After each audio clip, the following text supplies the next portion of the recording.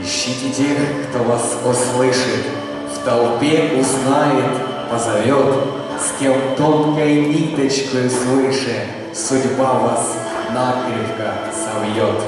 Держитесь тех, кто с вами споря остался в главном заодно, кто разделил и слезы горя, и бурной радости вино.